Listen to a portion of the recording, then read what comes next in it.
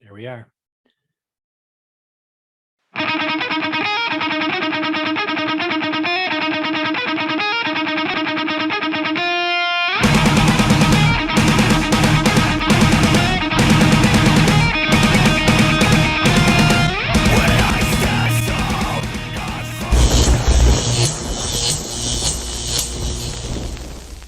All right, everybody. Here we are back again to Chicago Archery's To The Point. Thanks again for Wings of Severance for that awesome opening. They are back playing again starting March 5th at the Broadwater House right here in Lombard with a bunch of other cool ass bands. I will be there. So if you see me there, feel free to buy me a drink. I will happily accept that and drink with you. If you buy me two, I'll probably be drunk. So I'm pretty much of a lightweight when it comes to stuff like that. Yes, March 5th at the Broadwater House. I want to put it out there for everybody that's listening out there in podcast land. That's March 5th, 2022. So 10 years from now, when you're listening to my podcast, getting something out of this, that's when they were happening. I might even be dead when you're watching this. Who knows? The internet lasts forever, baby. The internet lasts for forever. All right. So let's get to, let's do this here real quick. Right here. I'm going to share this on for everybody out on YouTube land. Chicago Archery, CATOTHEPOINT @gmail.com. That's CA to the point @gmail.com. If you have any suggestions, I love hearing, man. I really want to thank everybody for the love. For people that are on YouTube, you're looking at it right now. I'm going to stop sharing that and bring it back to me and my co-star today. I'll introduce him in just a minute, but I just want to thank everybody for the love. I only put these out maybe once a month because I'm a pretty busy guy. And I just want to thank everybody, man. Like last week we had over 75 downloads of this and it was over a month old. I've gotten in the last few weeks, people coming in, just high-fiving, man. Love the podcast, by the way. So if you're on our YouTube, which is Chicago Archery To The Point, Chicago Archery's To The Point, like down below, like, subscribe. It would really help us out, man. I maybe get us some good equipment, and if you like the CA to the point, gmail.com, send me some suggestions. If you want to hear something from a dealer and a guy that's been doing archery for 47 years, everybody in my staff that, teaches these lessons and stuff like that are all trained by me. And, if you want to hear from somebody, you want to be on the show and you're one of my customers, and I know you guys are listening, you want to be on there and you got something to add, bring it. Put me on the spot. I dig that. As my friend here, I'm going to introduce in a minute, will tell you, I love when people put me on. Get me heated. I love it, man. Yeah. There's nothing like blowing my temper, man. Right. So, all right, let me introduce, let's get that all behind us. And I want to introduce my friend here, Dexter. Dexter I brought Dexter on the show. I asked him to come on this show. He's a super interesting guy, as you guys are going to find out. Guys and gals, you're going to find out. Dexter is an all-around hunter, fisherman. He's got a new puppy, so he's like beginner dog trainer. He's an all-out guy. Exciting to talk to. And then we were just talking that every time we get together, we talk for at least an hour. Yeah. And it's like always fun to talk to him. He's happy all the time. Every time you see him, some of you guys know in some of the pictures that he posts online in some of these groups, because I'm on all the groups. I'm watching. Every now and then you'll see a comment or a like from me, and then I'm watching. So he does some funny stuff, had some funny pictures this year during shotgun season. I mean, just he's in it to have a good time. And Yeah. anybody that knows that comes to my shop, that do you have the love of archery? Do you love what you're doing? Are you having fun? And we try to promote that and show you how. So that's why he's here, man. Great guy. Love having him around. So I asked him to come on. So Thank you for having me. yeah. He's a little shy. I am a little shy, but Yeah. I'll snap out of it eventually. Yeah, stay close to that so they can hear you. There we go. Yeah. He's technically challenged. Just a little bit. Always smiling though, man. I can't tell you enough. Those you guys that are watching on the YouTube, and by the way, Chicago Archery to the Point YouTube, you can look at that tier. But we try to make these easy. We try not to do a lot of product promotion, so nobody's shoving money up my ass to do this. Right. I'm doing this as fun over COVID, as you know. Somebody said, do you do a podcast? And I'm like, no. And they're like, why not? And I said, I don't have fucking time for that. So, and they're like, you should make time because it would help out. And I'm like, would it help you? And they're like, yeah. I said, then I'll do a fucking podcast. Podcast is the thing. Yeah, man. People like to listen. People don't have time to sit there and, sit there and read. You're in your car, you're driving, you get to listen to something. Yeah. So what we're going to do today is we're going to try to get people, because we're coming towards spring and people are starting to think, man, I'm really happy to see the archery community get in front of it, getting their new bows, getting their new strings on early. I promote that. I don't just wait for somebody to come and say, I need new strings. I tell them, hey, start thinking about strings now, because I will go through 300 plus string installs along with fixing the dry fires from the spazzes and the fixing of this and the tune-ups and the new bows and I got to have it right now. You don't understand. I'll go somewhere else, blah, blah, blah stuff. And then the crossbows, those guys. Oh boy. That's a whole new. That's a podcast for. That's a whole new breed, man. I do a lot of fixing of crossbows. That's fun. All right, so let's mark our time here. All right, so let's get started. Dexter, how's it going, man? Yeah, man. So we were going to do this last week. Yeah, you can move that over. Like we're good. Yeah. There we go. We didn't get together last week. Why? What were you doing? I was shed hunting. Yeah, man. Yeah. That just shows this guy. He's on everything. It's shed hunting. It's fishing. Yeah, it's training my dog. I can't sit down for a while. I got to be outside doing something. Man, you love it, right? I love it. That's why you're here, man. That's why I dig having you around all the time. Like you could live here. I'll put a cot up. I got a cot. Hey, that's okay with me. Yeah, man. Free range time. Free range time. Yeah, bring the dog. We're Clean up after the little bastard and we're good. That's cool. I actually went to a range in the South where it was raining and I was down there for like a 3D. Okay. Right. And I went to this range and there was like nobody there. And for his range to make extra money, he like daycare dogs. Uh-huh. And I'm like, hey, can I shoot on a range? He's like, yeah, all the dogs are left. I'm like, dogs? I'm like, that's what that smell was. And then I went out and there was like dog shit all over the range. Oh, no. Dude, you had to tiptoe to get to your. That's no fun. I'm like, you know what? I think I want to pass. Because oh no, I'll clean it up. I'm like, you couldn't clean and mop this floor in enough fucking time because if it stunk. It's too late, and then you're stepping in and you smell it all day. Yeah.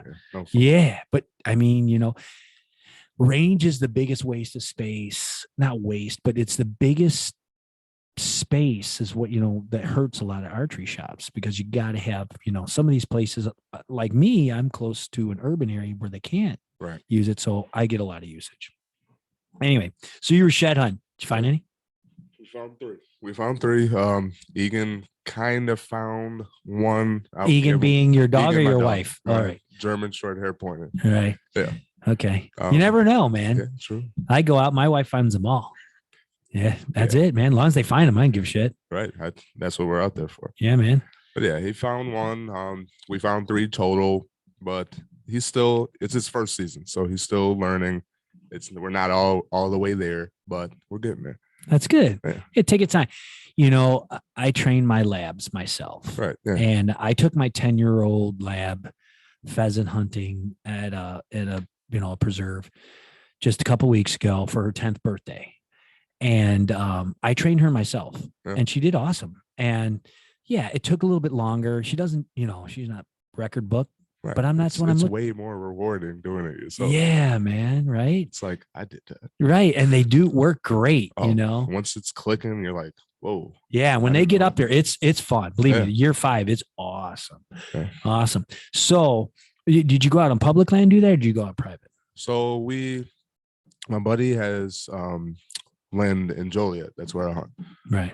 I bounce back. Let's put it that way. But yeah, we started on his, and then there's like a forest preserve around the area that we kind of like can walk through. That's kind of like connected to ours. So yeah, we just take a little walk, and then we're good to go. No, your hands. Oh, yeah. That noise you're hearing is his hands scratching. I don't know what to do with my hands. Yeah, he's like a part Italian or something, man. His hands are like all over the place. Right. No, but yeah, no. We started. Don't worry, I will offend everyone before this is over. It's all right. I'm an equal opportunity offender. It's all right. No one's mad. If you're mad, then it's whatever. Yeah, fuck you. That's what I always tell them. Oh, so you got some sheds, man. That's pretty cool. So what's that help you do, man? The people want to know, why would you shell? You just want bone or what? With the way I think about it is, it lets me know of possibly what's walked past the property I hunt. Yeah, what's still out there? Oh yeah. Yeah, what's still out there after the gun seasons and everything else? Yep. Because I had 2 really nice ones on my property. I own private land. I had some that were going through my property. They don't live on it. It's not big enough. Same, yeah. But I had some really nice ones. And then after the first season, still there. Second season, nah, I didn't see another one. And I got cameras out, and camera activity in my areas, they've been killing pretty hard in my area. Sure. And yeah, they hurt my population pretty bad. They got some young kids out there just to kill every damn brown thing that runs. But I'm in farmland too, so they're eating it and everything. So it's their hunt too. Right, you do what you want in your own property, man. If if they kill them all, then I'll just keep farming it and wait till something comes by. I'll kill one of their goddamn cows. I don't care. Hey. I like a good burger. Yeah, man. My farmer in my land had some. I saw my camera, like, what the hell is that? There were goats. Oh god. Oh man, goats are bitches out there in the field. And they'll cut your grass for you. Yeah, they'll cut your grass for you, but the ones with the horns will come at you too. And in the dark, this year I had 30 cows following me and my quiet cat bicycle across this lower field, because that's where I come in the lower field with my bike. I go all the way down around the backside down this gravel road, and I come in on my quiet cat, and then I leave the quiet cat down low. And then, I'm hunting the field and the side and in the creek. Right.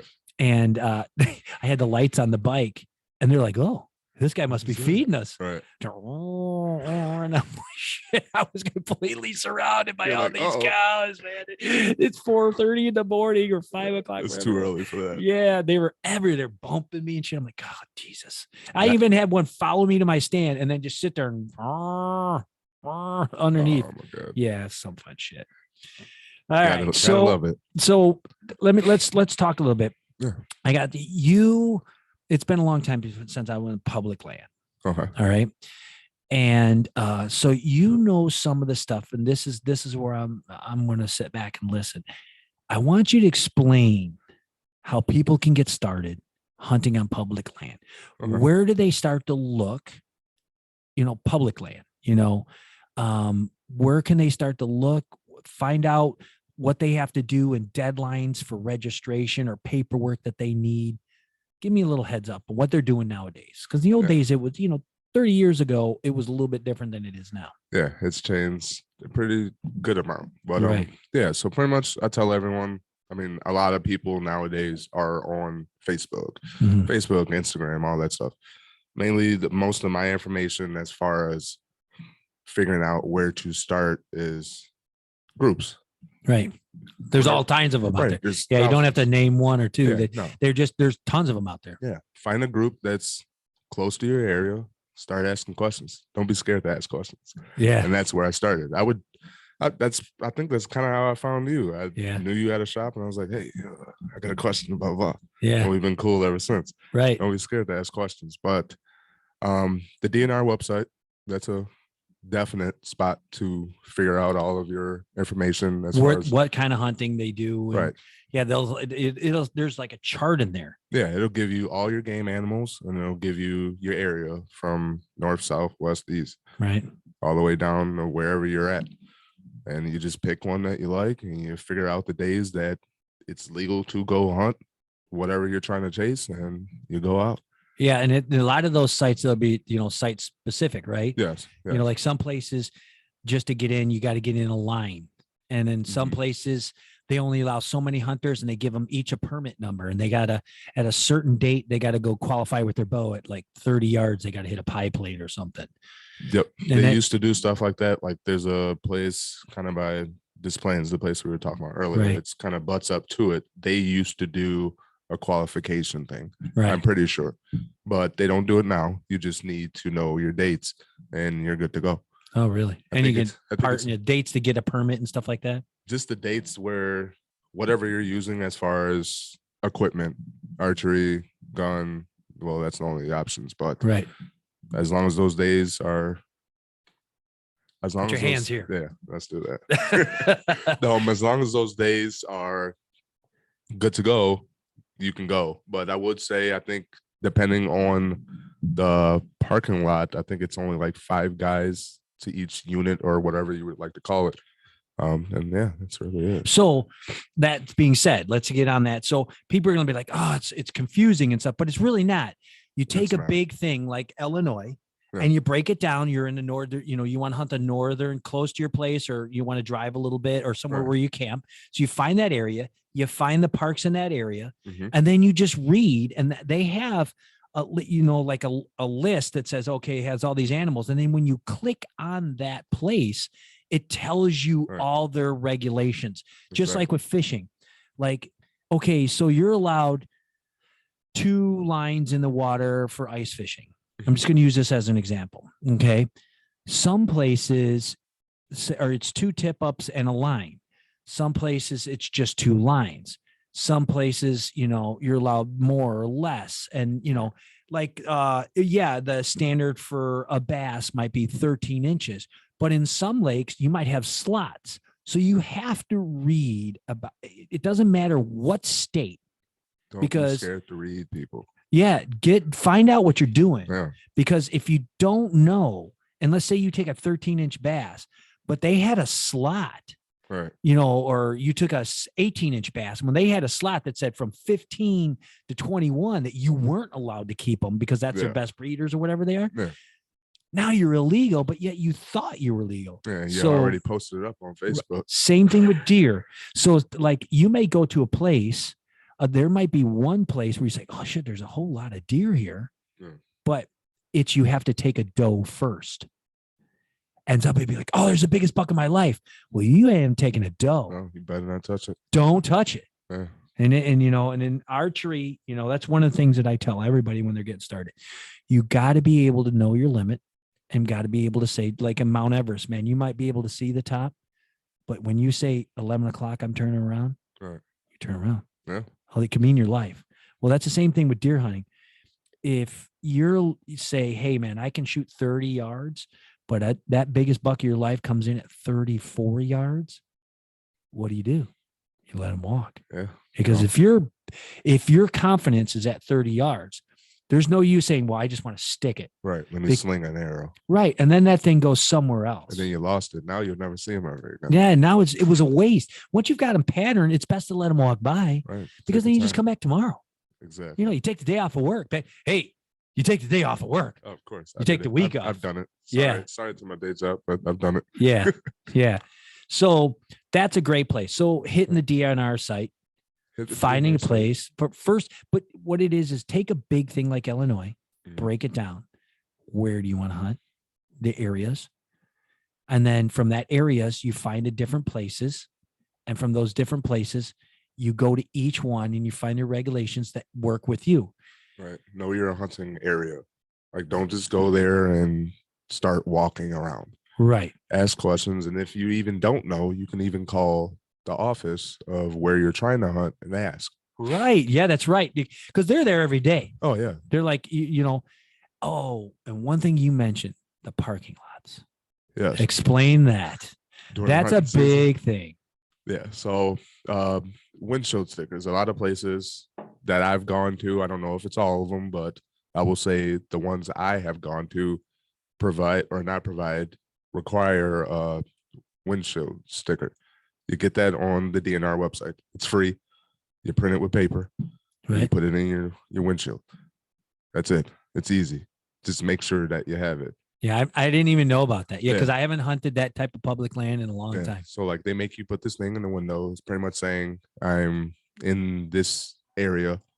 Pretty much it lets them know how many people are there and where you're at in case something happens. Right. So at the end of the night, when they see somebody, there was a hunter and it's 9 o'clock at night and they're ready to shut the gates or whatever. And they're like, shit, there's a guy still out here. They'll wait. Oh, yeah. Or they'll come looking for you. They'll look because at night they start seeing the headlamps and shit. If they don't see headlamps, then they get nervous. Right. They'll come look for you. Right. Yeah. They'll find you. And if it's warm, they start saying, is that a dead body?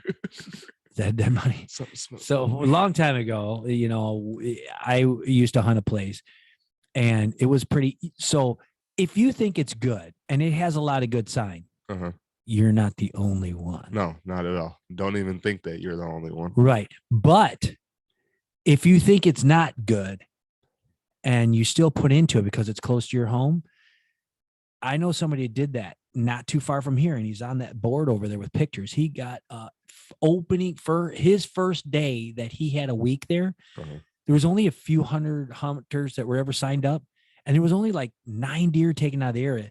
When he went, he could have shot an arrow and stuck any deer.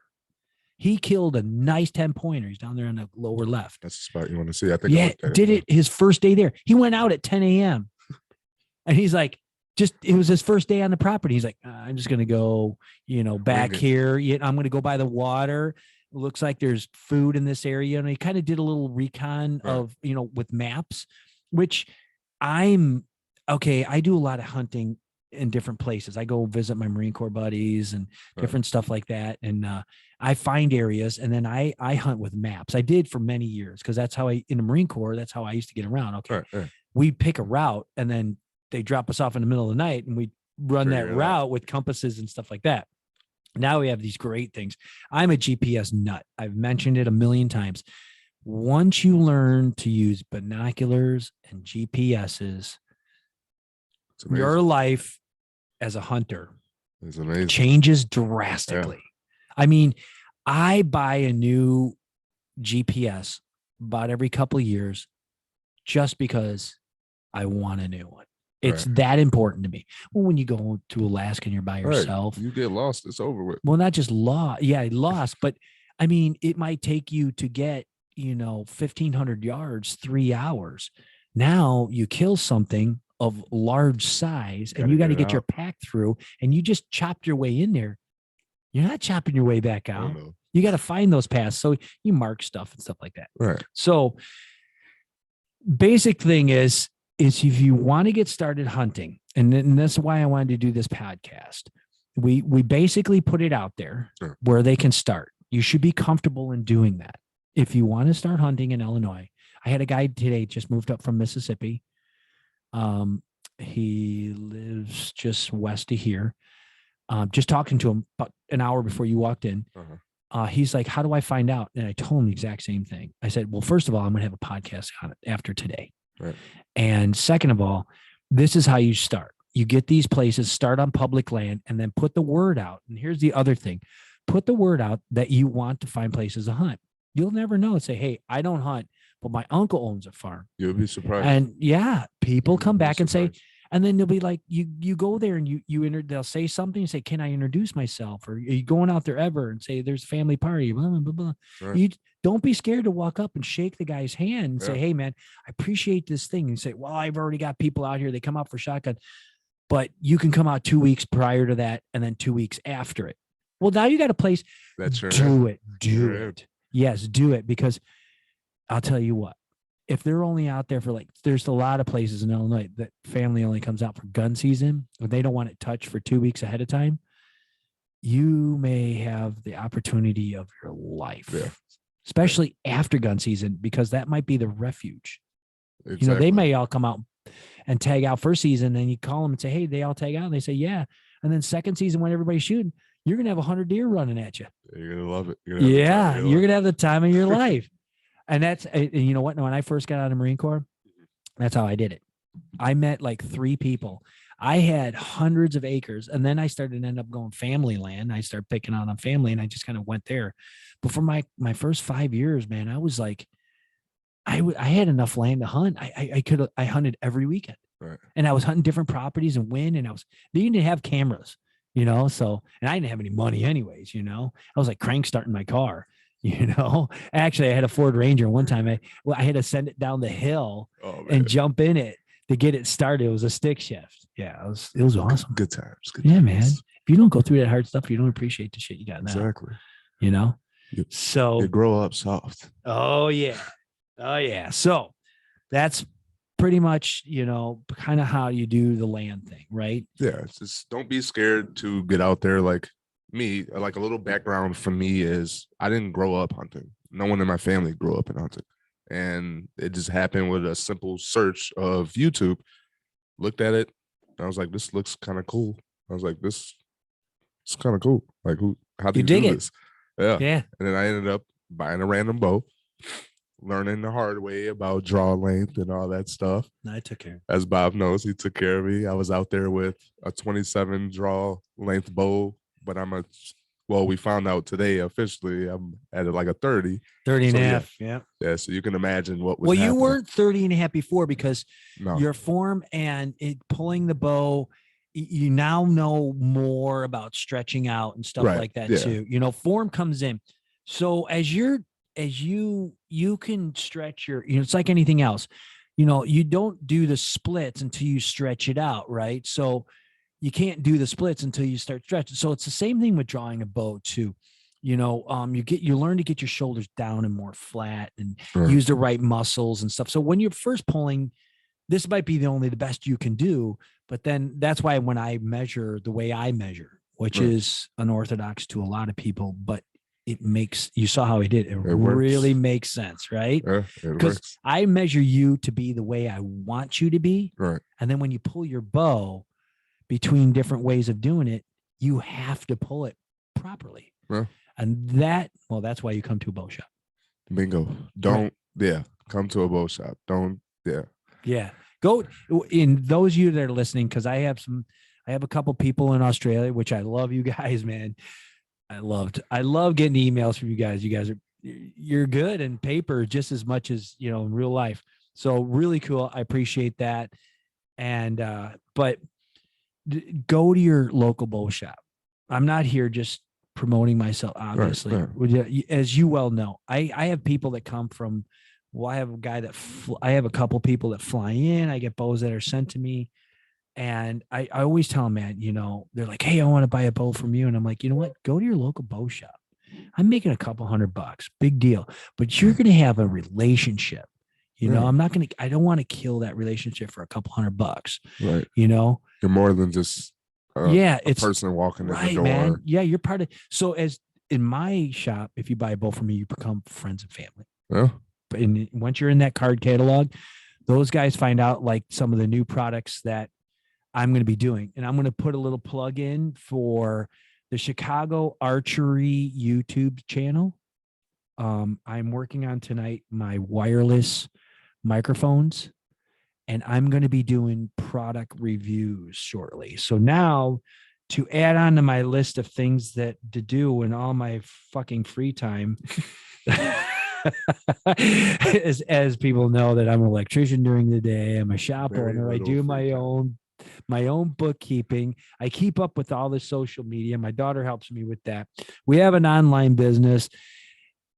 And I do a podcast once a month. Now I'm going to be doing product reviews. Okay.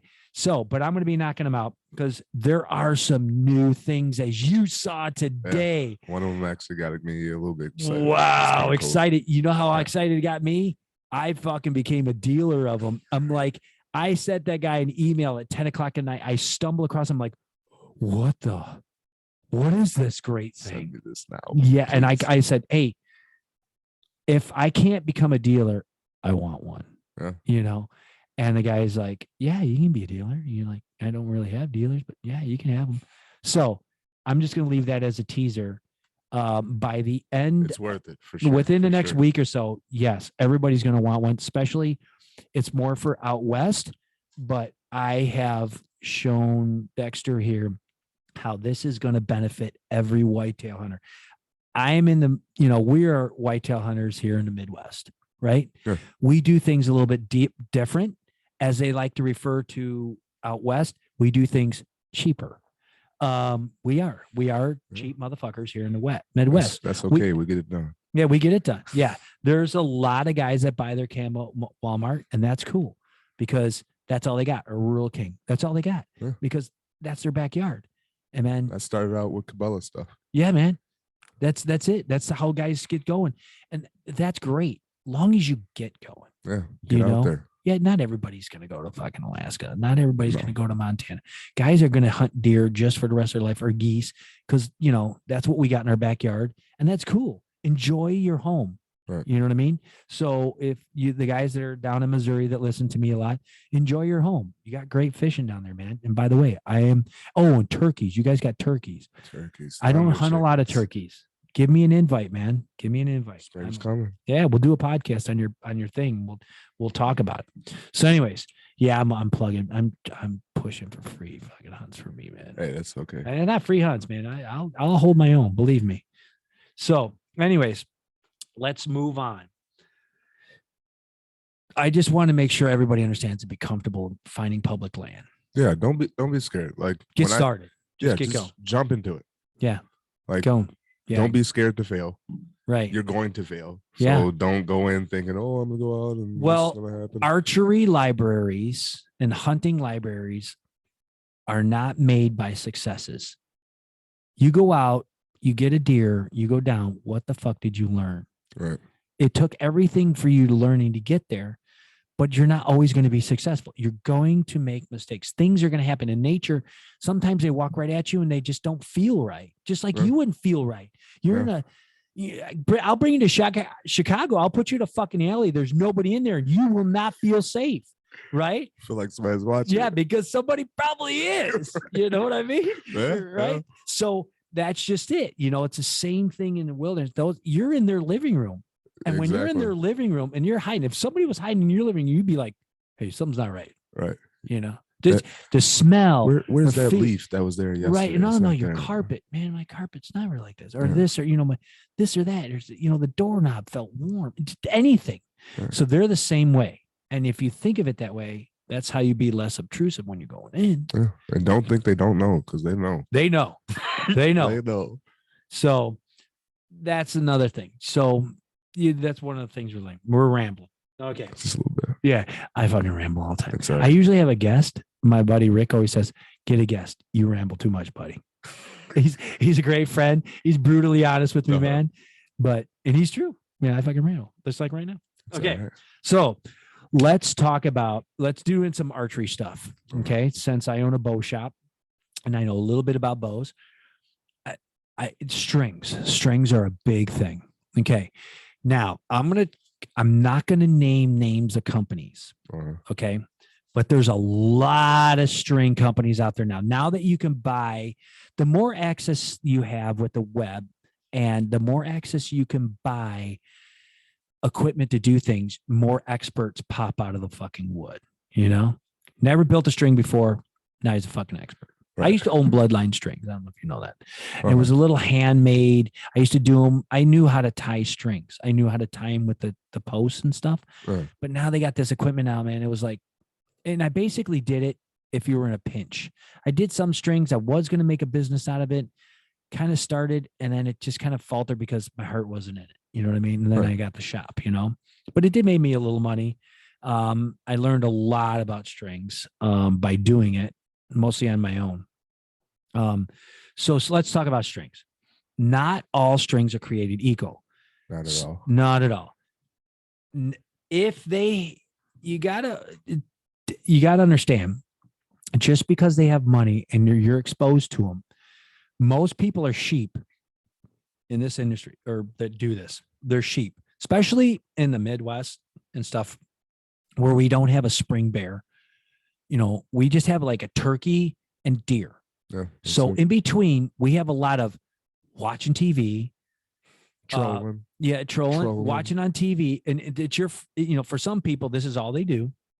So they're saturated, and it gets in their head. It's just like exposure. If you see the same ugly girl every day, eventually you're going to marry that bitch. Okay. You just might. Yeah, because it's the only one you see. That's it. And all you do is you see the good in it. Right. You forget that she's horrid. You know what I mean? I just use that as an example. Okay. So the thing is, it's just a bad example, but it makes good podcasts. It made sense. You get what he was saying. Yeah. Anybody that knows me, those are the kind of examples that I give all day long. You never heard that before, right? Nope. Okay. But it made sense. Right. I got the picture. Yeah, man. It was an ugly one, but you got it. Okay. So anyways, you guys get saturated by so much. Right.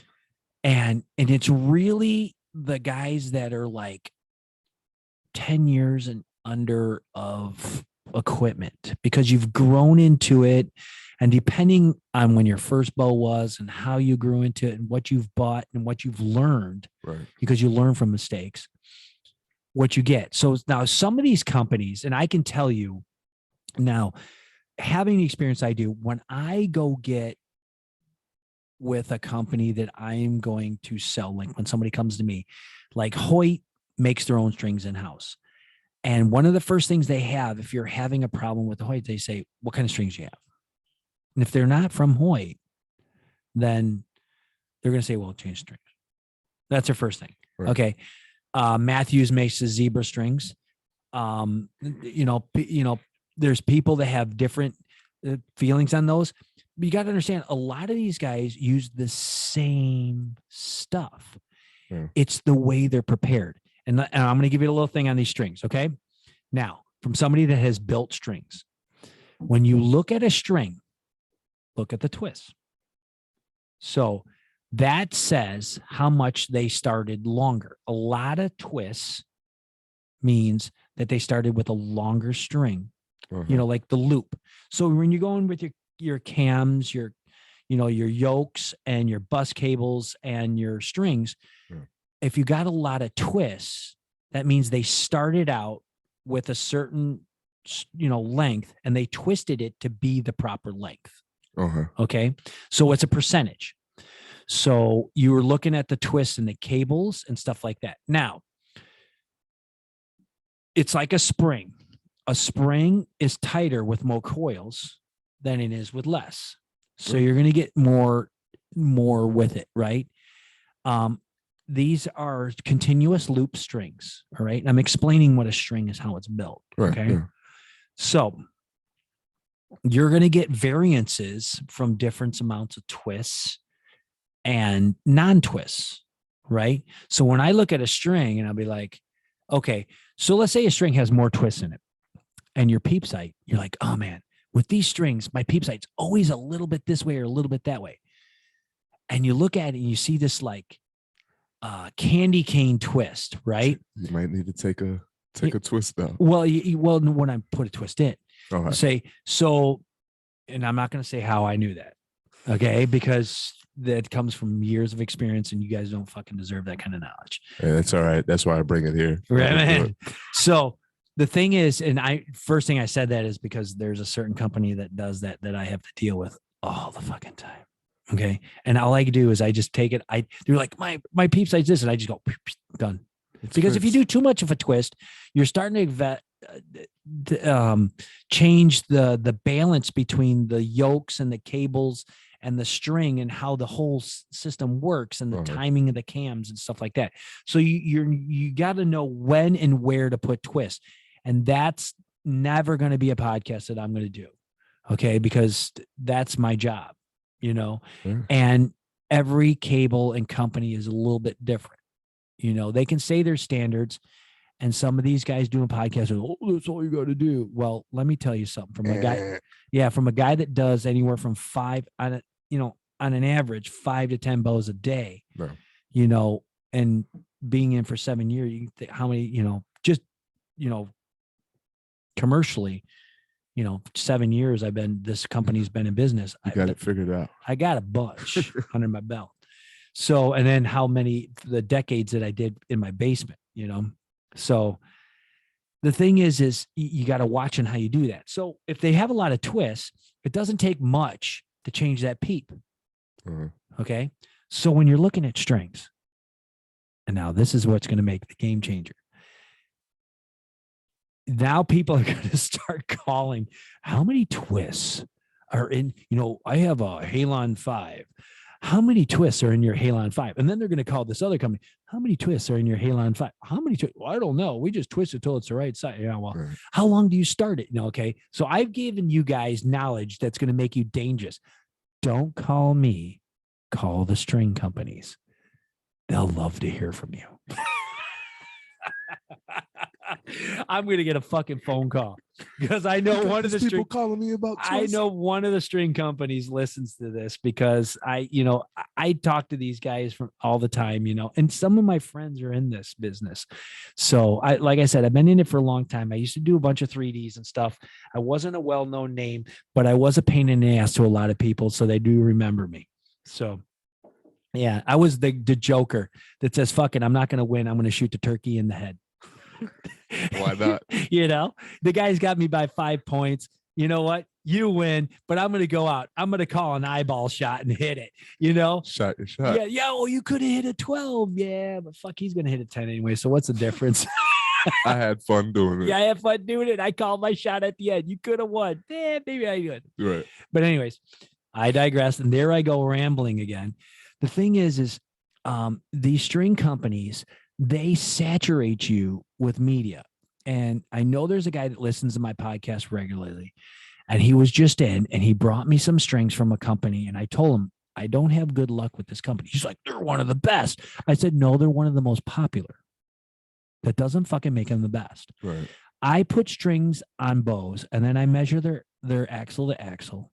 This is kind of what I do. I put the strings on the bows and I measure the axle. All right. Then I look, and then from that determination, I look at their cam, alignments. Mm-hmm. All right. And this is the process. So those you guys that are working in your basement, this is what you want to be doing. All right. I'm giving it to you. As everybody knows, I work in front of everybody. I'm transparent. If you think you can free game, right? Listen, people. Yes, this is it. If you think you can duplicate my skills, good. I'm. You know what? I'm gonna need somebody to take over when I'm done. So I'm 54. So there's gonna be time you're gonna want to take it. Buy my fucking business. I'll take your money. So the thing is you get those alignments, and then you have to twist the cable. So that kind of tells you where you want to twist your cables. So if they got yokes and stuff like that. So you make sure your cam alignments are in. All right. And for those bows that have that. Then, and you got to know that some of the cam alignments, there's going to be an offset from the main string. And sometimes it's with certain bows, if you know how to read the riser, let that sit there for a second, that you'll know how much that cam is going to affect with axle to axle and how much to bring those cam alignments in towards the center of that string. What? Yes. Yeah, man. When I had the, that's a whole other thing. So anyways, as you know, the reason I started a podcast is I got a fucking story for everything. So I'm not going to get into a story on that because that's a good one. So anyways, there's certain companies of strings. When I put them on, then I take it out of the fucking vise or the press. I get it centered. I get my D loop on there, and then I put it in and I time it. I check your cam timing. There are some companies, and I can tell you, I've dealt with a good half a dozen companies in the last, in major companies, half a dozen major. There are thousands of them out there, but a good half a dozen major companies. There's some of these companies that when I go to crank it and for timing, I may only have to put a half a twist to maybe one twist on a regular basis, if at all, to make sure those cams are on timing. Right. There are some companies, a major company, that I frown on and complain about when somebody brings their strings and cables for me to do. And I will tell them, and I will send them a picture when I do it and how bad the timing is out on one cam or the other. Mm. And I mean, it's not that you can mix up the cables. You know, you got a yoke on one and a bus cable on the other. It's simple. And I have pictures of them. They're really out. And with the same company, I have done 2 of the bows. And I can give you, well, it was one of the major companies that I have here. I did 2 of the same bow VXRs just about 2 months ago. And I had 2 different companies, and I put the strings on and I cranked it, and then timing on one, timing on the other. It was amazing. One took a crazy timing work. Sometimes you put a couple in one, you take out on the other side, so you keep it even, so you get good tensions. And there's a lot that goes into that engineering. And then there was the other one. I put a half a turn in, it was done. Bingo. And that's why when you go to bringing the cables in to a bow shop usually costs you more if they don't carry or order those strings, because they order them because they have the best results. Labor is money. And if that company takes more for me to do, that's why it costs you more money when you bring those cables in. That's the reason why, people. And if you don't know what that means bring it to a shop. Bring it to a shop. That's and what it ask comes them. down to it. And ask what kind of strings they use. Like, Yes. I have a company that has all different types of variations, and they have assured me that if I have to do so much with timing, then they'll send me a new set, and they'll do it overnight. And with the relationship that I've had with them for so many years, if I ever call them on anything, they overnight anything to me. And I've only had to do it in 7 years, I think 4 times. And it was because of and 2 of the times it was because of a serving. The serving was too high on something for the roller. And it was an easy mistake. And it was during their growth period. Anyway, so that's strings, people. That's on the lowdown. That's a basic discussion between us, right? Yeah. And you just had some strings, right? I did. Yeah. I had you do. They worked great. They're awesome.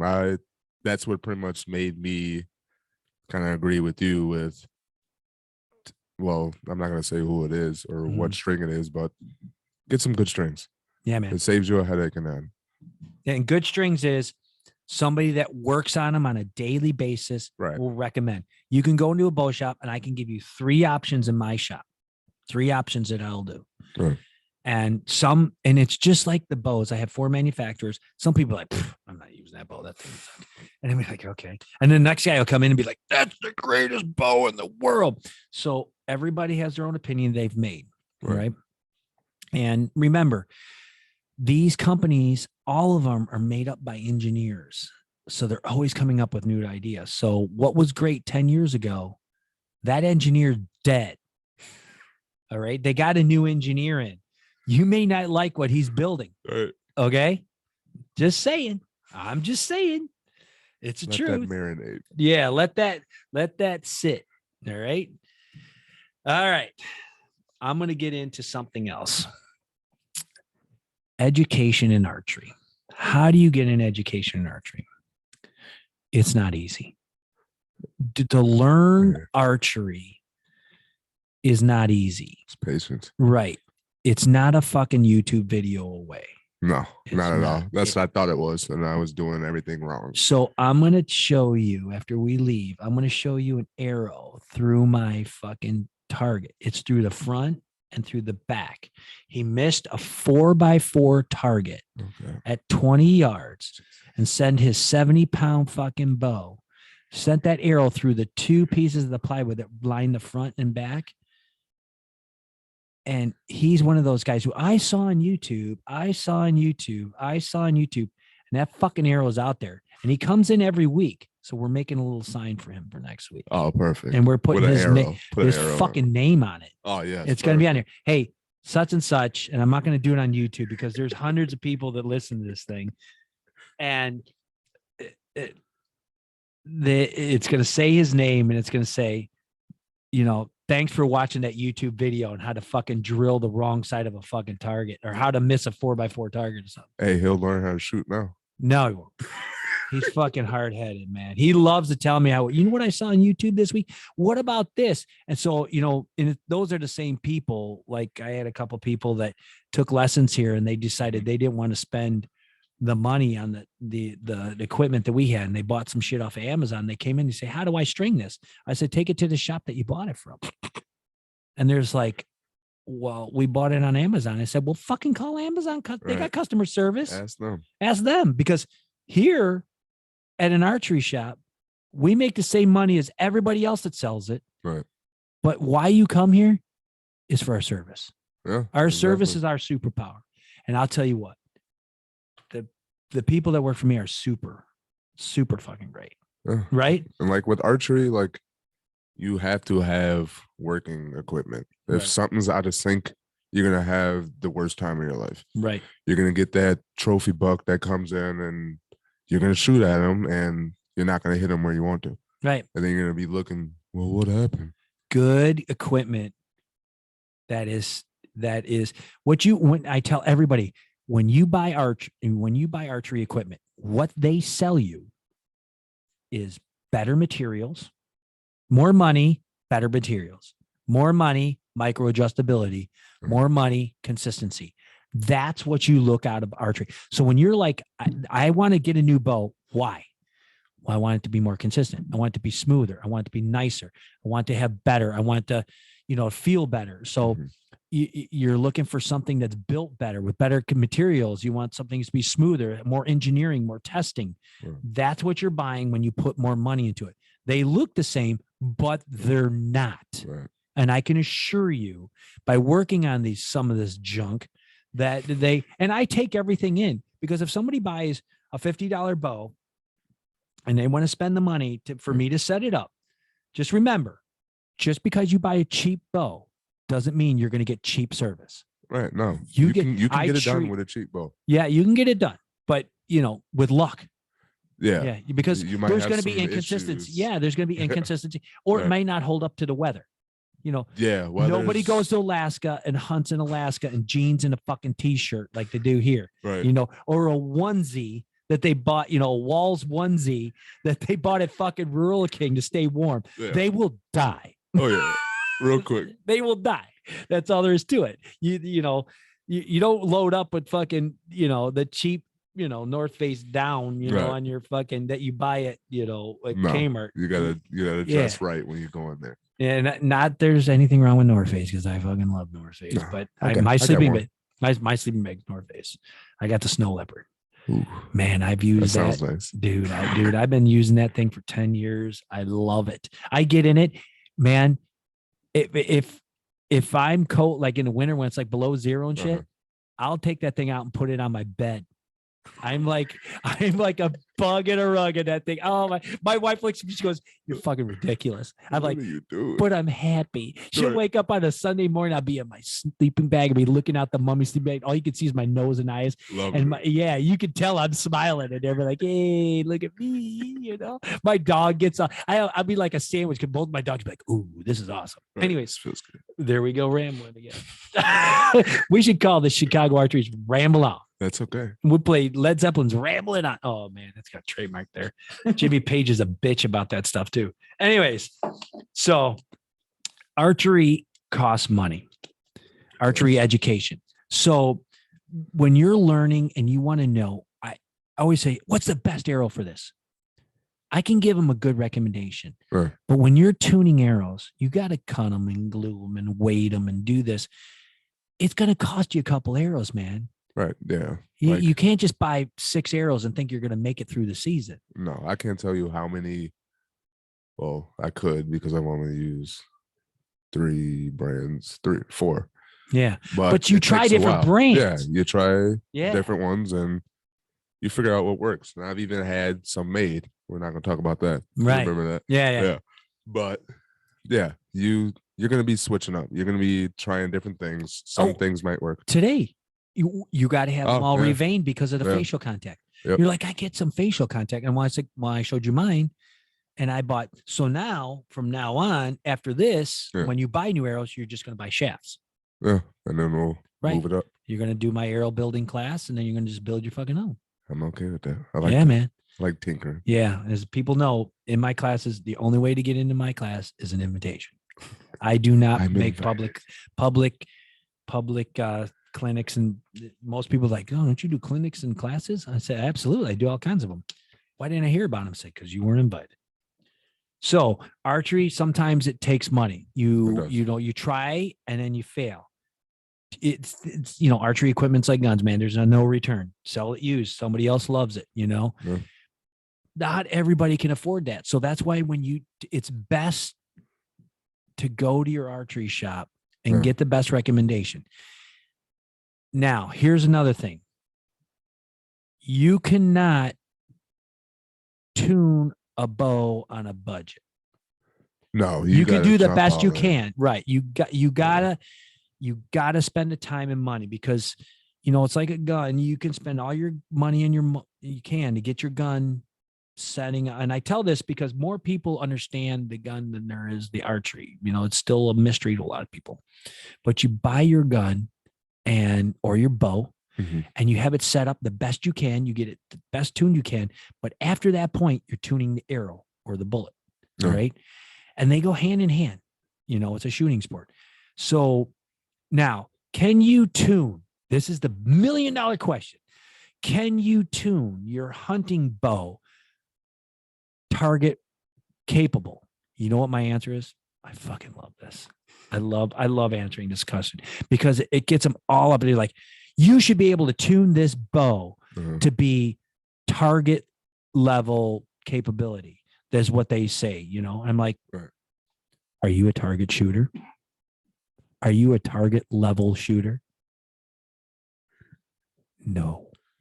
I'm like, because if you are, then you'd be shooting a target bow. Right. You'd be doing it. Right. It'd say, oh, I only want one bow that does it all. Yes, there can. I shoot my bow. Yeah. It's a hybrid. They all have them. Some do them better than others. Right. It's a longer axle to axle, but it's not the longest axle to axle. Right. It's a mid between. It's got a little bit longer brace height and stuff like that, which is going to seg me into the last part, because we've pretty much done it now. Really? Like Dexter, man, when we talk, it goes. It's going to be one of my longest podcasts ever, but I fucking love it because it's fun. Yeah. Right. I told you. He was nervous. I was nervous. Yeah. I'm cool. And I talked to everybody like I'm talking to you guys now. You're all my friends. Sure.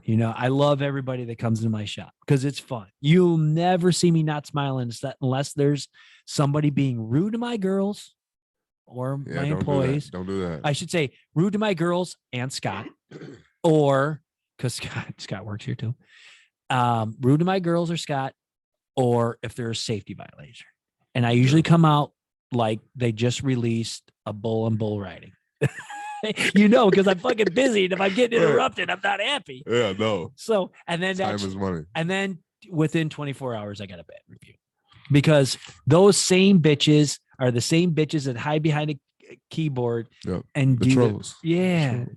So we talked about that a while. Yeah, man, I hate those people. I hate this whole review thing, because if anybody looks at those reviews, they come in, they're like, "Oh man, this place is fucking great." Right?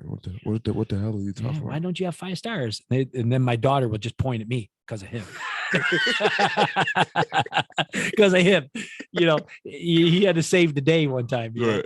So, okay, so I'm going to lead back in to brace height. We're going to follow this up with brace height. And you've heard me talk about this. Yeah. Okay. First of all, brace height, when you're buying a new bow, and I hear this a lot. I hate to give up this bow, but I want a new one. I feel I deserve it. This is my hobby. I work every day. I want a new one. I want a beautiful one. And they go to a brand because they had their old brand and they loved it. Right. And I carry their brand. It could be one of the 4 that I carry, 5, 6, whatever I carry. So, and I tell them, I say, do you have your old bow? And they say yes or no. And I'll say, they'll say I gave it to a nephew or whatever. What model was it? And then I'll tell them, and I'll bring them out some numbers. And one of them is the brace height. Yeah. And I'll say, you love this bow because it was forgiving. And brace height is the measurement from the handle to the string, the inside of the handle, the inside of the grip to the string. And if you measure it, and then they say it's a 6 inch, it's 6 inches, it's 7 inches, 7 inches, right? And the guy will say, I love this bow. I love this bow. But it was a 7-inch brace height. Well, I want the same company. Okay. I get that. Yeah. You do realize that they're all engineers. They've changed those. If they change the cam, they change the name of the bow. They change anything on the bow, they change the name of the bow to give it a new patent, to secure what they've changed. All right. So it's changed. So if you have a 7-inch brace height and you like a 7-inch brace height, you should stay with a 7-inch brace height. You want some more? Yeah, let's do it. So sorry, we're doing a little fill-up break. So the thing is, if you have a 7-inch brace height and you love that bow, get another 7-inch brace height. That's a big thing for me, because guys will get a bow and they'll be like, I love the bow, but I love the draw, but I just not that consistent with it. And it's because of your brace height. And people say, well, it's going out and this and that. And that being said, I'm gonna digress into something about form too, because everything leads to something. You know what I mean? Right. So let's just stay on the brace height for just a second. So if it has a 7-inch brace height and you loved the bow and you didn't want to get rid of it, you just want something more modern, find a new modern bow with a 7-inch brace height to start out with. If it had a 31 axle to axle, most of the axle to axles are pretty close, you know? So if it was like 34 or less, you can find another bow with a 7-inch, close to a 7-inch brace height there. So it's going to be forgiving. And what does that mean? That means the brace height is from the handle to the string, basically when the arrow comes off the string. So if it came off the string at 7 inches from the handle, now it's going to be staying on there until it hits 6 inches, which is 1 inch. You're thinking, that doesn't mean anything. At less yardages, no. But most movement is done subconsciously. So it's an unconscious movement that is started at or before the release. And the number one thing is grabbing your bow. So basically it takes about 8 thousandths of a second for an arrow to leave a recurve bow. It takes about 6 thousandths of a second, anywhere 8 thousandths or less for a compound bow, depending on the draw length. Now, guys are finding out with form and stuff like that, the draw length's longer, right? So depending on the makeup of the bow. So these guys go from a 34-inch, or 33-inch, Matthew switchback single cam with a 7-inch brace height, and they want this 29 or 28-inch VXR or V3X or whatever with a 6-inch brace height. Same draw. Yeah. It's easier to move, vertically. Tree stand, blind. Yeah, it's easier to move the 29 than it is the 33. So you got easier movement. You have a shorter brace height, so the arrow is on the string longer where you can affect it. And you're unconsciously grabbing the bow as soon as you release the trigger. You're affecting that arrow more. Like you might used to. Yeah. So, and just saying that, it doesn't sound like much, but it is a big thing. Right. 1/8 of an inch at 20 yards is 3.77 inches on a right angle. Do your math, Pythagorean theorem. It's a right angle, right? So that being said, you affect it more. So at longer distances, that smaller, whatever minute, I always say up to 30 yards is not really that big of a deal. You just got to relax more with your front hand or relax more with what you're doing. But a lot of guys, after watching some of these guys that like to hold their hand wide open, right? Yeah, you're doing it. Those are on the video. He did it. And all you guys that know who I'm talking about. Yeah, he's great at 100. Everyone knows that. Yeah, everybody. Yeah, they smack that thing and he does it at 160 yards. But I've seen his fucking bow. And I'll tell you what, his sights are compensating for it too. But he does it every day. So he's compensated for it. He does it. Figured it out. Right. It's a consistency. Well, I do that every day. you know what? You got to try for perfection, but stay comfortable. Yeah. And that's what I tell everybody. And that's what coaches help you with. So anyways, if you're one of those guys that does that stuff, it's going to affect it more. And at longer distances, it's really going to affect it. Very dramatic. Yes. So we strive for perfection, accept the best you can, right? Because we're human, right? I get it. And I get it. And today I did a bunch of things. I get guys in all the time that used to pull back and use the vein in the quarter in their mouth like a kisser. And I'm like, hey, man, you know, if you use a kisser button, it'll feel the same. Right. The vein won't be touching your face. And it's there every time. And your shoulders will be down. And the release with the power that you're pulling through the shot, your release will be more straightforward. Now I'm going to plug something on that with this form because I've had a couple people. You always see these guys and these pros and they pull through on the compound bows and they release and their arm drops and their arm goes back. A beautiful thing. Jesse Broadwater is one of them. It looks like he throws his arms down and his right arm back and his left arm down. Mm-hmm. He did a slow motion video of him down in Alabama this weekend on Saturday. I believe the video was taken.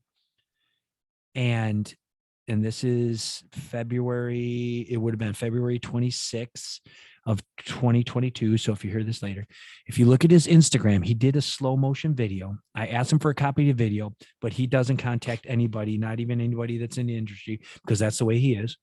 Not bad or good. It's just the way he is.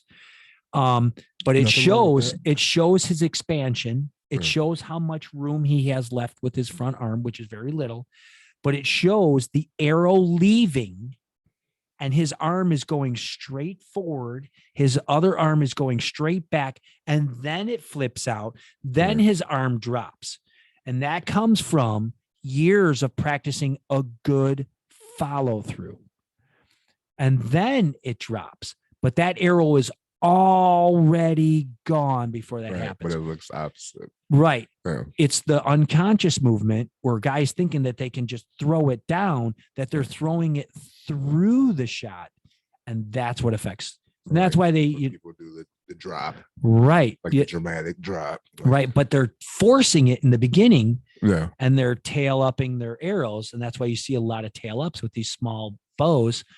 A lot of them, they'll say, well, I gotta go knock high. My arrows really knock high. That's all your fucking grip. It's not, you're paper tuned something for incompetence of your fucking practice is what it is. And I deal with it. And when I tell them something like that, and I say it exactly like that, you're compensating for your fucking competence for practice. Don't choke the chicken. Right, man. So, and I try to get them that, and they look at me funny, and I'm like, here, give me your bow and I'll show you. And then they're like, oh shit. Oh shit. Yeah. Not that I'm the greatest archer in the world. I'm not. I make mistakes. We all do. And that's the beauty of it. That's why I love fucking archery, because we improve all the time. And I shoot now less that I have a bow shop than I did ever do. I used to shoot almost every day before I owned a bow shop. And you know what I shoot now. You know, it's very little. So I mean, I will say he's got it figured out. I shot my deers this year and he did my bow. I appreciate that, man. I had, 3 hard shots. That's essential. And that's another thing. I want to say something about Dexter here. So you didn't shoot record book buck there here. No. But man, did you have a man? I got a picture because he's my friend and he has my number, or you sent it through email or something. Yeah. He shot that and I got a picture from the field. That's how excited he is.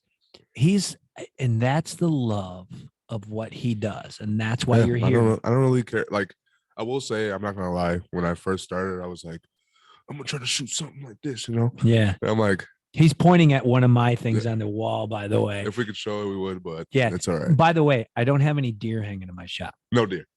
Yeah, I don't. No. Farm rats. It's something. They're farm rats. Something cool. Yeah. And I like the European deer mounts. I got two heads mounted. That's it. Oh, excuse me. 1, 2, 3 head deer mounts. And that's all the deer that I have mounted. Everything I else have mounted is not a deer. But I have tons of European skull mounts because I think they're the coolest. They are cool. You get to like I got 13 of them in my garage waiting to be sealed and come here that I did on Labor Day. Uh-huh. But anyways, let's get back to this. Yeah. So brace height, that being said, when you're looking at your new bow, because people are buying new bows, that's what you want to do. All right, man. We've been over an hour. This is one of my longest podcasts, but because of Dexter, I wanted to get it in with him. He will be on the show again if he'll come. We can do that. We can do that again for sure. Yeah, because Dexter's fun.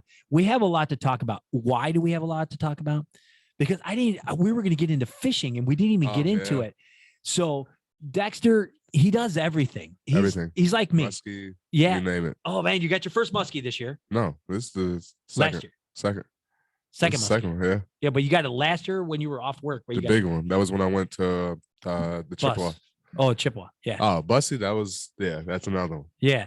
So the thing is he does a lot. And we could have a podcast on everything you do. You're like me, man. You love bird hunting. You love fishing. Yeah. Do you fly fish?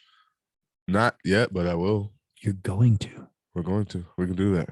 Yeah, because you know who's a really I know good, you love it. Yeah. The last time we talked about it, I was wanting to ask you. Yeah. I even have a practice fly rod thing here all the time. Okay. Yeah. I've taught like 4 people in my range on how to. My wife's grandpa, he used to be a part of this group called Fly, I believe. He was like a big up guy. He used to tie all the ties for the guys. Okay. And they were like big into it. And then like once he got older, obviously he doesn't do it anymore. I got a lot of his stuff. Oh, yeah. I just haven't used it. Bring it in, man. I'll show you what to keep and what what to use and stuff like that. That's awesome. Yeah, I got like a big bag. I got a whole kit. See why it is. So here's this is perfect example with me and Dexter. We can talk about anything. Yeah. I'll call this guy and be like, hey, when you come into my shop, it's a BS with me, man, because we have a fucking blast. That's why he's on the show. So just so you guys know, if you're in the area, come and talk to me while I'm working on a boat. Don't be scared. Yeah, well, they're not scared because Saturday I had guys taking numbers to ask me questions while I was working. It was fucking funny. It was funny. It was hilarious. The guys are like, I got a question. I'm like, because they know they can ask me, man, and I'll answer it, man. I love it. Ask the questions. So if you had a question, come in and ask me. Come in and see. Come in on Wednesday night when we're doing our league shit, man. We just have so much fun on Wednesday nights. It's so much fun. If you're looking to get better at archery, come and see me. That's what I wish I could do. I wish I could do the league, but I got work. Yeah, you got work. That won't work. But that's all right, man. We give you stuff to do. One day. If you're getting bored with shooting a circle, come in and see me. I give you things to practice. I give people drills all the time. I've been doing it. I've been shooting 47 years easy. I'm 54. My mom taught me how to, people have heard this. My mom taught me how to shoot, and I've never been bored with it. I can show you ways of how to practice every single day differently and to get better. And that's something I've done. I know people have heard it, and I've heard it for the last 2 years. I'm writing a book on how to practice archery to get better. It's not brain surgery. No, it's just, but you got to learn. It's kind of intimidating. But some people have to learn how to entertain themselves. Right. You know what I mean? Like some people can live on a farm and be entertained all day. Some people live on a farm and they'd be like, I'm bored in 30 minutes. I need to do something. Yeah. Me, man, there's not enough daylight in the day, So we've covered a lot of things today. Shed hunting, public land, strings, education in archery. We just touched on. I'm always hitting that.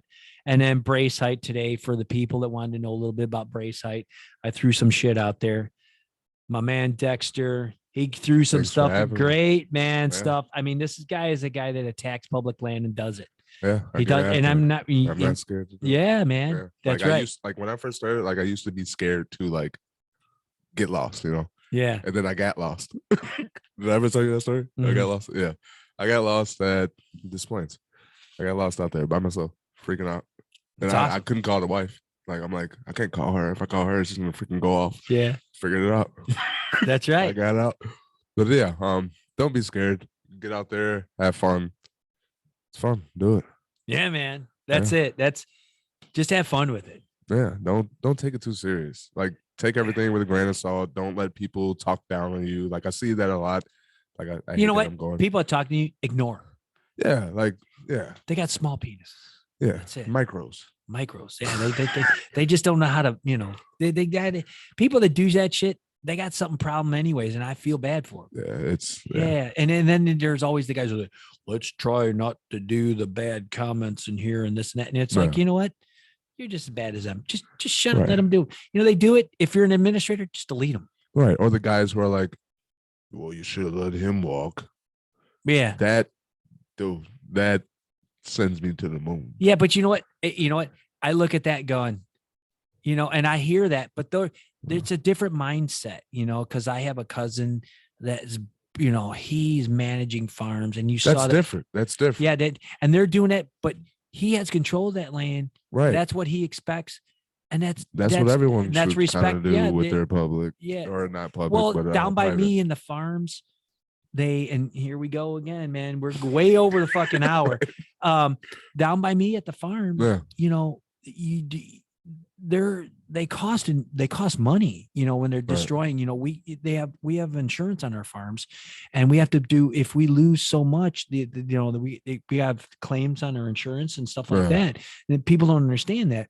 So yeah, the farmer will tell you, kill every one of them. Oh yeah. They hate them. They don't like them. Well, yeah, they do. We also eat them. Right. Yeah. But we also train our children. Like I know the deer that were gone, and I had, I know the farmers that around me and that also farm my land and stuff like that. Great family, love them. Yeah. And they were saying, the grandfather was out and he's not feeling well, and he had the grandkids out, and he's like, yeah, there's this and there's that and there's this and there's that. And let me tell you something, that they have, they did well, and they killed a lot of fucking deer. I'd be happy to see the population go down a little bit because of that. Yeah. These kids. That sign right there says low battery. So that's what's recording everything. So we got to get going, because me and Dexter, we can talk all day, man. Yeah, we can. All right. So I'm going to sign off. Dexter, thank you, my man. You're my friend. Man, I when we became friends, I knew it was for life. The day I met you. Yeah, we have a lot of fun, man. So, and for everybody else out there, Chicago Archery to the point. Tell your friends. Subscribe on the YouTube. Pick us up. We're on 14 different types of media for the podcast. And I'm going to just basically sign out. Oh, wait, one thing. What?